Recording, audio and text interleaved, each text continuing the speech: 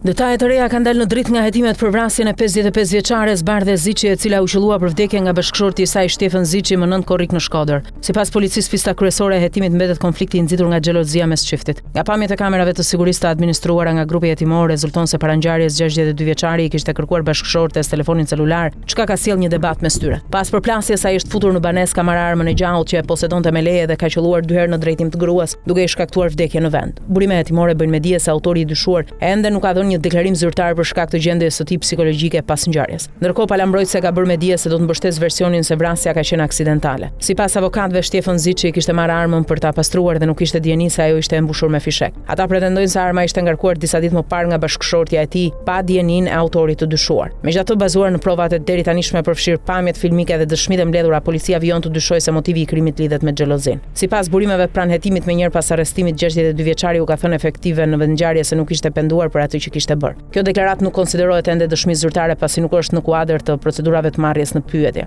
Palambrojtëse ka hedhur poshtë dyshimet për një motiv xhelozie, duke këmbgulur se ngjarja ishte pasojë e një shkrepje aksidentale të armës. Ndërkohë, burime pranë familjes bëjnë me dije se Shtefan Ziçi ka kërkuar që për bashkëshorten të zhvillohen të gjitha ceremonitë martore sipas traditës së zonës së Dukagjinit dhe që varrimi të organizohet nga familja ku ajo ishte martuar. Ngjarja ndodhi rreth orës 13:30 të ditës së dieshme në Unazën lindore të Shkodrës, pranë dyqanit ushqimor që çifti administronte. Pas debatit, Bardhe Ziçi tentoi të largohej për t'i shpëtuar sulmit, por u godit nga 2 të shtëna me armë dhe humbi jetën në pragun e banesës. Çifti ishte prindi 2 fëmijëve, një djalë që jeton në Kanada dhe një vajzë oficere në repartin ushtarak në Vaun e Dejes. Shtefan Ziçi punonte si taksist me automjetin e tij privat dhe merrej gjithashtu me furnizimin e dyqanit të familjes ku punonte edhe bashkëshortja. Sipas banorëve të zonës, bashkëshortët njiheshin si njerëz të qetë dhe nuk kishin raportuar konflikte të mëparshme mes tyre. Ata punonin së bashku dhe bënin një jetë normale, ndaj ngjarja ka shkaktuar tronditje të madhe në komunitet. Policia sekuestroi armën e përdorur në krim, një armë gjahu me leje, si dhe arrestoi autorin në vendngjarje. Ai nuk tentoi të largohej dhe nuk bëri rezistencë gjatë arrestimit. Grupi hetimor vijon analizimin e provave dhe të pamjeve të kamerave të sigurisë për të zbardhur plotësisht dinamikën dhe rrethanat e ngjarjes së rëndë.